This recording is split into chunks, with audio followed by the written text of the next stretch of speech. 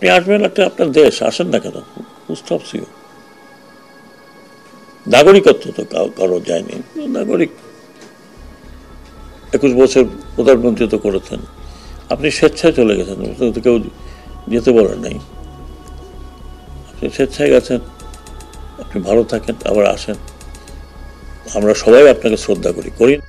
এবার শেখ হাসিনাকে দেশে আসার অনুরোধ জানিয়েছেন স্বরাষ্ট্র উপদেষ্টা এম সাখাওয়াত হোসেন। হঠাৎ তার এমন কথায় হতবাক পুরো দেশবাসী, এ যেন প্রদীপের নিচে অন্ধকার। আওয়ামী লীগ একটি বড় রাজনৈতিক দল, প্রচুর ভালো ভালো নেতা আছে, আমি এখনই আপনাকে নাম বলতে পারি কার ভালো নেতা। সেই দল এরকমভাবে ভেঙে পড়ে যাবে যে লোকে এখন লুকিয়ে লুকিয়ে বেড়াচ্ছে যে আবার পেলেটা কি জানি হয়। হঠাৎ করেই এম সাখাওয়াত হোসেন শেখ হাসিনা ও আওয়ামী লীগকে নিয়ে মন্তব্য করেছেন। তিনি শেখ হাসিনাকে উদ্দেশ্য করে বলেন, আপনি এই দেশে আসবেন না কেন?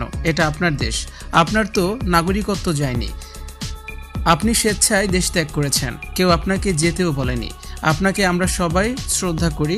আওয়ামী লীগের প্রশংসা করেও তিনি বলেন, আওয়ামী লীগ অনেক বড় একটি দল, এখানে প্রচুর ভালো ভালো নেতাও আছে, দেশ স্বাধীনে এই দলেরই ভূমিকা ছিল, এত বড় দল ভেঙে যাবে, আপনারা দল গঠন করেন, আপনাদের তো নিষিদ্ধ করা হয়নি, দল গঠন করে আপনারা আবার নির্বাচনে অংশগ্রহণ করুন। হঠাৎ শেখ হাসিনার পক্ষে এম সাখাওয়াতের এমন কথা বলা নিয়ে নতুন রহস্যের জন্ম নিয়েছে।